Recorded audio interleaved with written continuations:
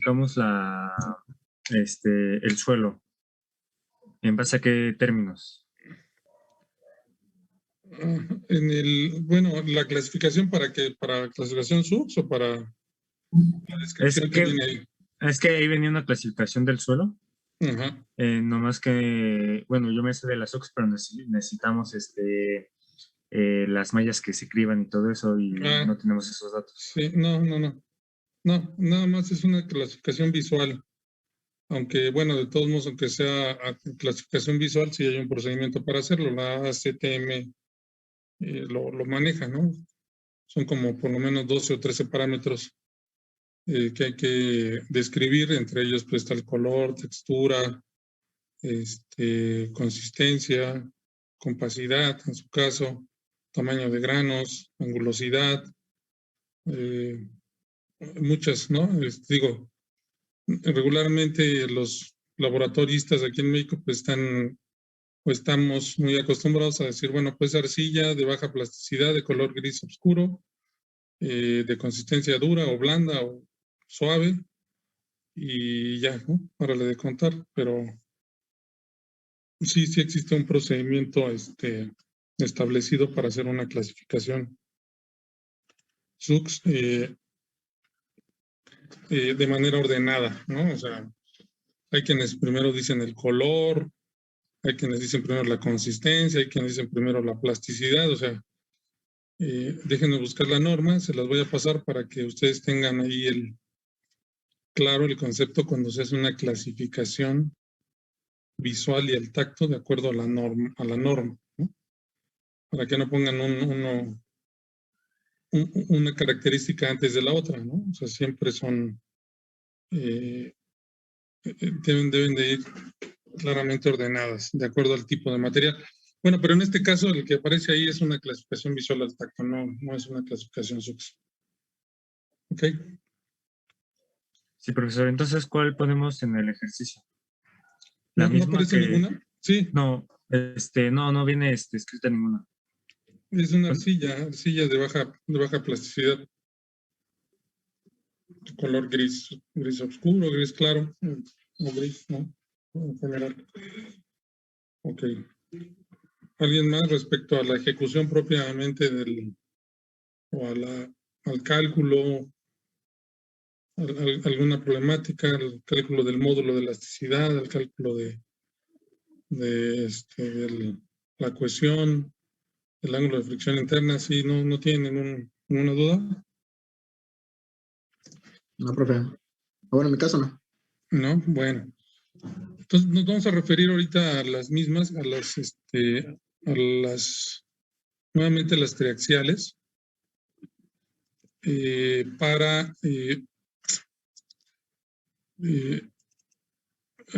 hacer algunas precisiones y luego ver de ahí una variante que es una prueba de resistencia a la compresión simple en roca.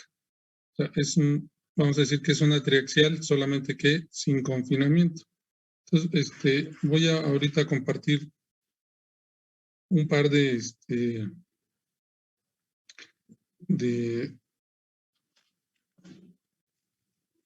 ¿cómo se llama? De archivos. Por ejemplo, vamos a ver y déjenme ver otro.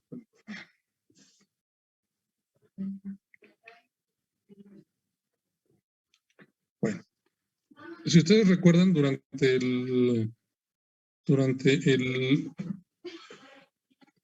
la proyección del video que hicimos respecto a la prueba de triaxial, el ingeniero nos hablaba de varios casos que dependían del grado de saturación de la muestra, ¿no?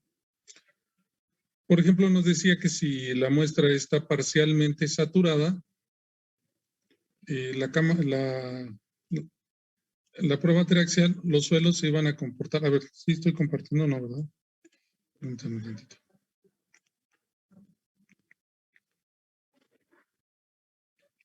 Okay.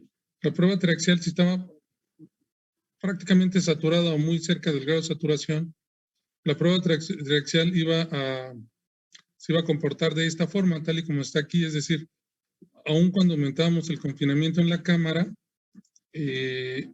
obteníamos prácticamente círculos del mismo diámetro, aún con el mismo confinamiento, porque lo que generaba aquí la falla del suelo era prácticamente el incremento de la presión de poro dentro, ¿no?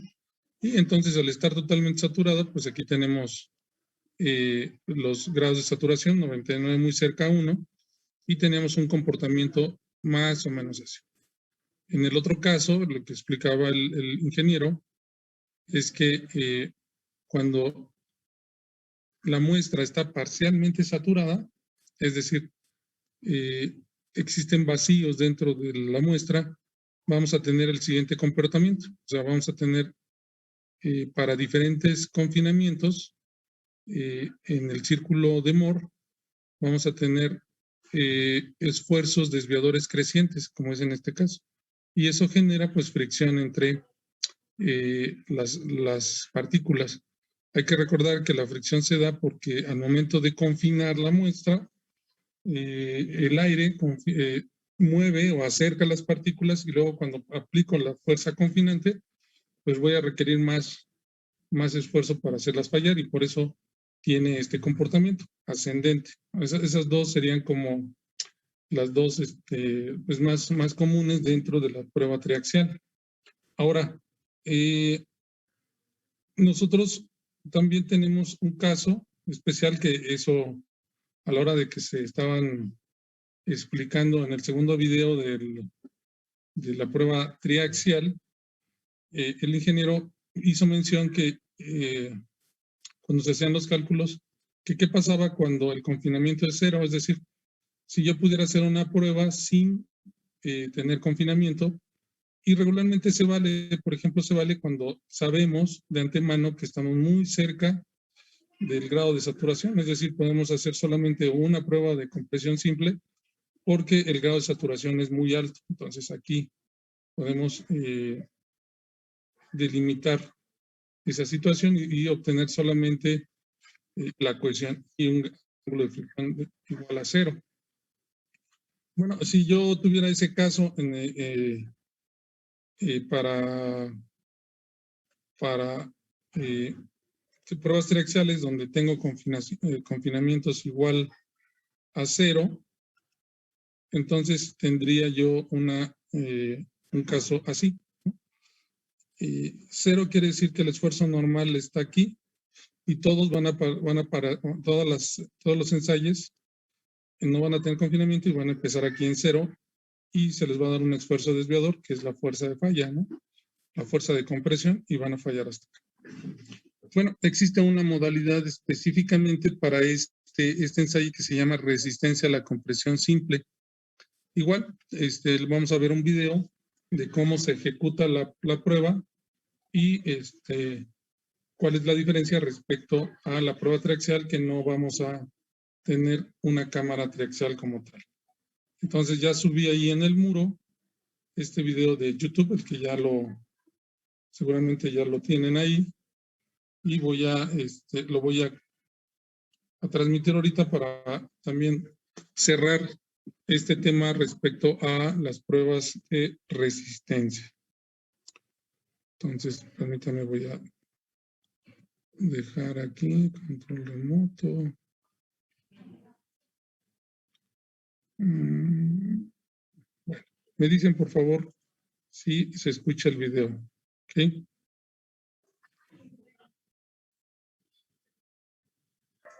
No se escucha, profesor. ¿No se escucha? No, nada. No. A ver, permítanme un momento.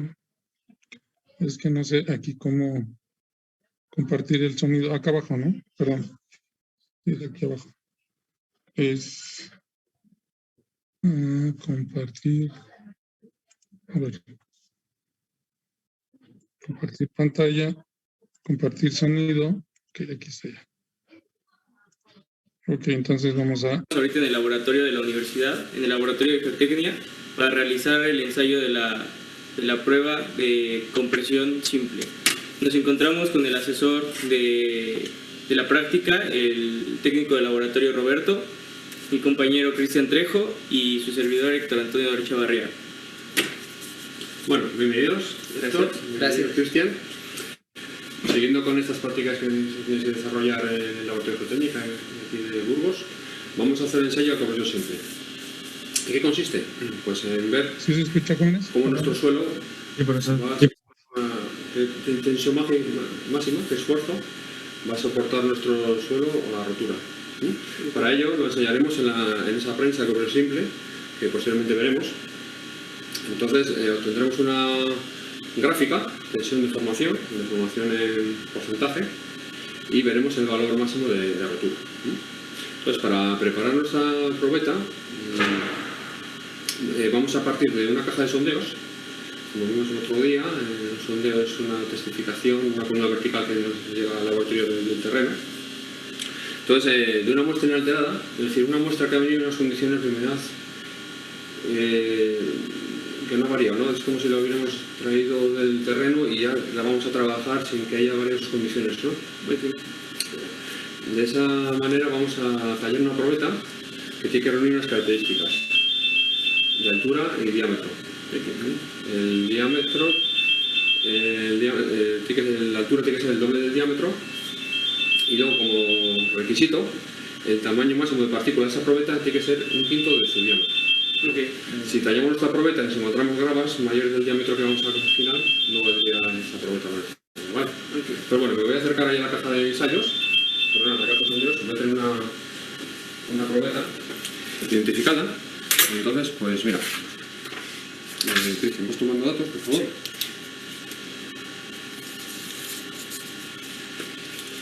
Anotas que la profundidad de esta probeta que vamos a ensayar está entre 1360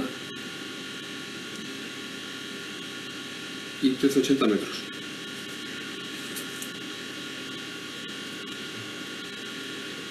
El sondeo es el LM 4.4. Esa es la referencia con la que llega al laboratorio. Y vemos que cuando han hecho el sondeo nos han marcado una flecha, ¿no? Esto es la posición en la que estamos en el terreno. Esta posición hay que tenerla muy en cuenta y no variarla. Es decir, cuando ensayemos nuestra probeta, tiene que estar ensayada en este sentido. Si lo hacemos así, el dato no es válido ni real, porque La compresión sería el revés. exacto. Nuestra probeta que vamos a tallar no estaba colocada así en el suelo realmente, ¿no? Esa profundidad.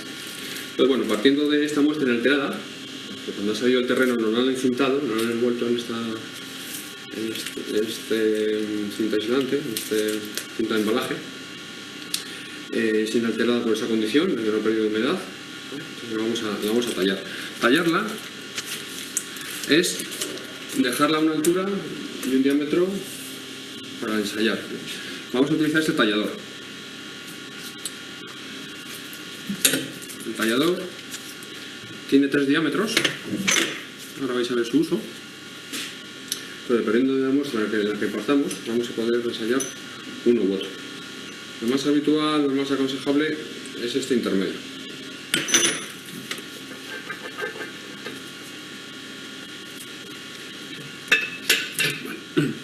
Tiene una barra fija, lo veis aquí, este tallador, y una barra móvil. ¿Vale? ¿Cuál es la función de esta barra móvil? Pues mirad, lo que vamos a hacer es crear entre la fija, nuestro diámetro final de probeta, y esta barra móvil, una línea tangente.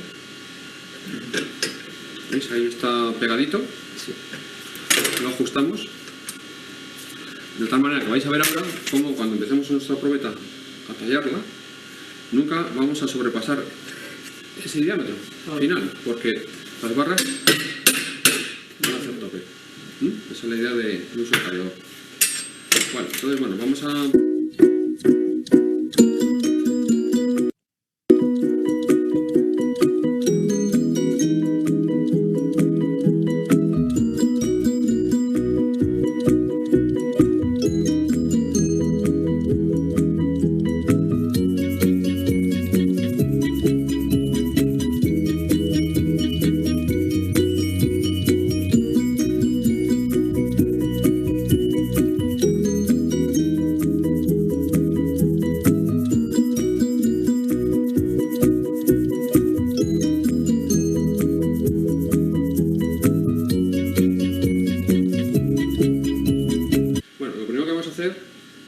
ser estas paredes, las bases de nuestra probeta, bueno, como veis, si son irregulares, vamos a dejarlas paralelas, refrentarlas. Ok. Siempre tener en cuenta el sentido de la probeta, ¿eh? Sí. Vamos a dibujar para no olvidar. Y ahora, como vamos a trabajar en este equipo cortando las paredes, pues al final Sí, puedo confundir. no nos confundimos.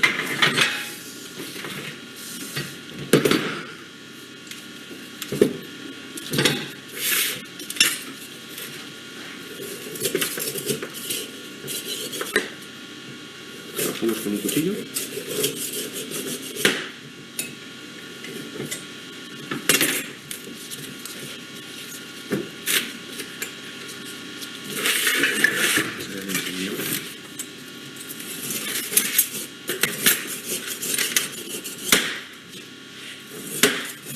No trae una excesiva humedad esta probeta.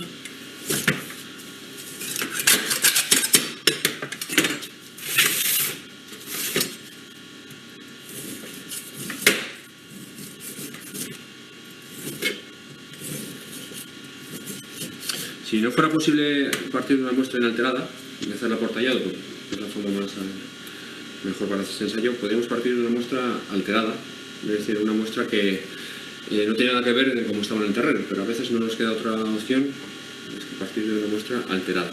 Okay. Lo que haríamos sería preparar una probeta, que en otro ensayo veremos, por remoldeo. Okay. Previamente tendríamos que tener datos de densidad y humedad, mantenidos en el porto normal de aquel día. ¿Vale? Y con eso prepararíamos una probeta más pequeña, con esos datos de densidad y humedad, para poder ensayar la presa a compresión.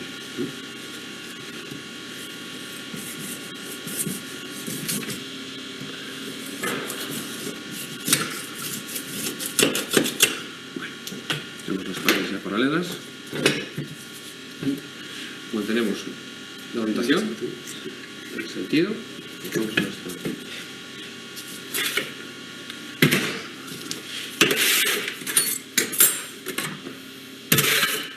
Bueno, ¿qué vamos a hacer? Poquito a poco ir dejando esas paredes un diámetro más pequeño.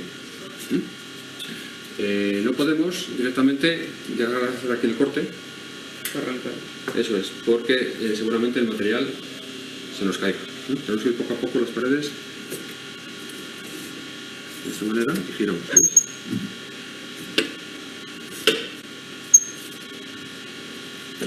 La probeta, esas barras que dejamos al inicio del tallado en esa posición le hacen de tope para que el cuchillo nunca corte por debajo de ese diámetro final de 5 centímetros.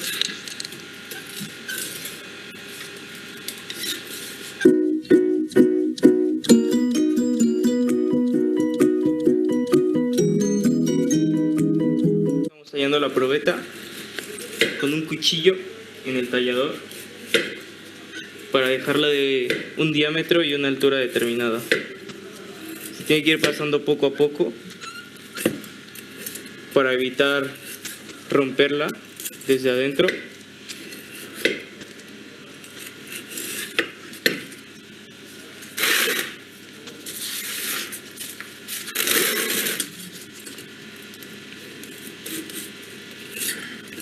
Estas barras que dejamos fijas antes nos sirven para mantener la vertical, la horizontal, perdón, y no pasarnos hacia adentro en el diámetro que le estamos dando a nuestra probeta.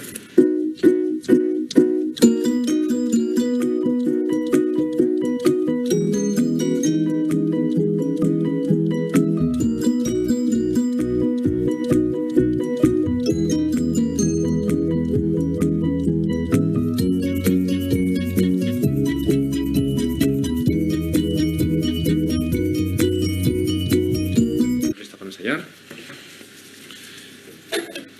Bueno, tomáis la probeta.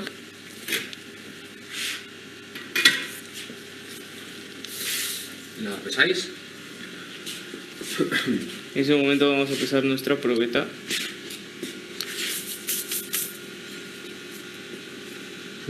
Anotáis este dato aquí en esta casilla.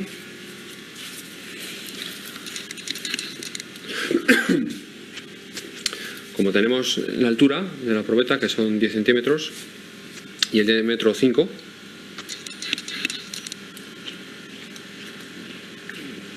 vamos a obtener ya la densidad.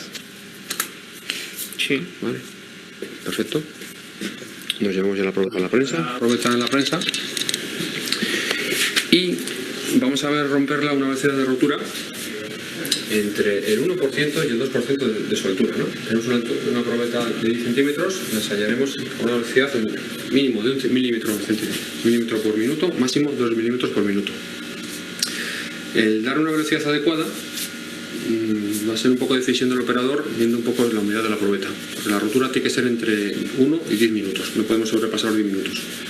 Si es una probeta muy plástica, es decir, con mucho agua, la rotura, si le damos una velocidad muy lenta, se va a distanciar, ¿no?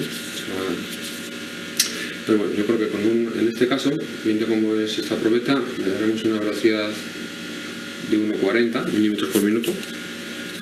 Y lo que hacemos ahora es aproximar a la célula de carga, que es la que nos va a tomar el dato de esfuerzo que soporta nuestra probeta. La aproximamos a la probeta y este es el medidor de formación que va a medir la diferencia de altura que va a tener nuestra probeta inicialmente al final y pasarlo a porcentaje. Si tenemos una probeta de 10 centímetros, al final del ensayo, por ese desplazamiento de la prensa va a perder altura y será el medidor que nos diga ese dato. Okay. Colocamos aquí el medidor.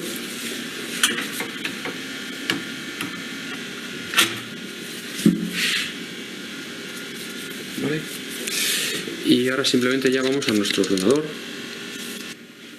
¿Qué datos nos pide? Pues bueno, que numeremos la probeta, esta va a ser la número 1. Altura de la probeta, 10 centímetros, Sí. habría que meterlo en milímetros, nos lo pide en milímetros este programa, y el diámetro en milímetros también, 50. Nos da un paso intermedio antes de arrancar el ensayo para comprobar que todo lo tenemos bien. Comprobamos todos los medidores, las velocidades. Arrancamos el ensayo. Y este piloto que está en rojo nos pasará a verde. Cuando está en verde me aviséis por favor y inicio yo aquí el desplazamiento de la prensa. Verde. Ya se ha iniciado el ensayo. Ahora vamos a ver la gráfica que nos dibuja.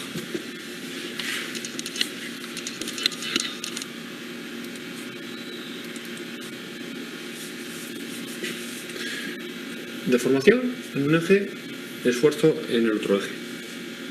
Aquí podemos ver de forma instantánea los datos de nuestra probeta. La deformación por la que va es la que tenemos en este momento ahí, 0,83, y la fuerza que está soportando nuestra probeta son 13,3 kiloponios. La sección inicial son 19,63 centímetros cuadrados, en base a esos 5 centímetros de diámetro que tenía. La instantánea es la que tiene nuestra probeta en este momento. Es superior, porque claro, esos 5 centímetros que tenemos en la base, al producirse el desplazamiento, se nos están haciendo mayores. Al ser volumen constante, el volumen va a ser constante. Si perdemos altura, aumentamos diámetro. Por lo tanto, por eso es el dato que es mayor, la sección instantánea. Si dividimos la fuerza, esos 20,47, entre esa sección instantánea 20,09, nos da aquí ya en gráfica la tensión, que ahora mismo estamos cerca del 1,1 kilo centímetro cuadrado. No se ve ninguna zona dañada por esta fuerza a la que estamos sometiendo. A veces las probetas, debido a su humedad, no rompen, ¿no?, de forma convencional. Entonces, el dato que se toma de rotura es el que se consigue al 15% de la deformación. Podemos sobrepasar ese 15% de deformación si no hubiese roto la probeta. Pues paramos el ensayo y el valor que tomamos de rotura es ese 15%. Ahora mismo vamos cerca del 10. Bueno, en breve pararemos el ensayo. Una vez terminado nuestro ensayo de compresión simple, Se paró nuestro ensayo porque a la hora de llegar al 15% de la deformación se tiene que parar el ensayo. Tomamos el esfuerzo que soportó hasta ese momento nuestra probeta y pasamos a la parte de tomar una muestra de la parte central de ella para meterla a la estufa y sacar su densidad. En este momento tenemos que pesar primero nuestro recipiente con referencia de 10, ya lo apuntamos. Ponemos el peso de nuestro recipiente, que son 69.4 gramos. Ahora, de nuestra probeta,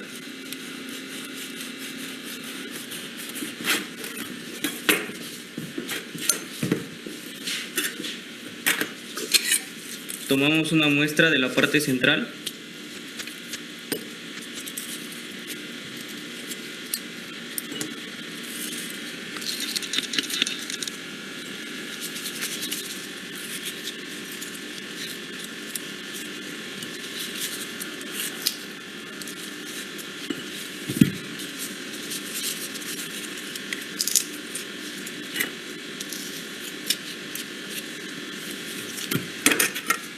Esta prueba la pesamos, nos da 96.49 y lo que tenemos que hacer enseguida, taparla y meterla a la estufa para después poder obtener su densidad seca. Bueno, vamos a continuar con la siguiente muestra.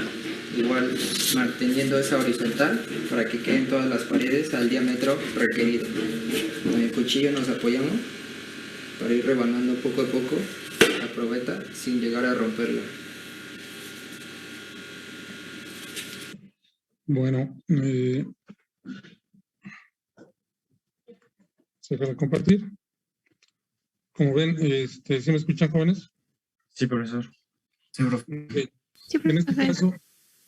En este caso, bueno, igual, ahí habíamos platicado que teníamos, bueno, para el caso de los triaxiales, en el video que les mostré cómo se ejecutaba, eran,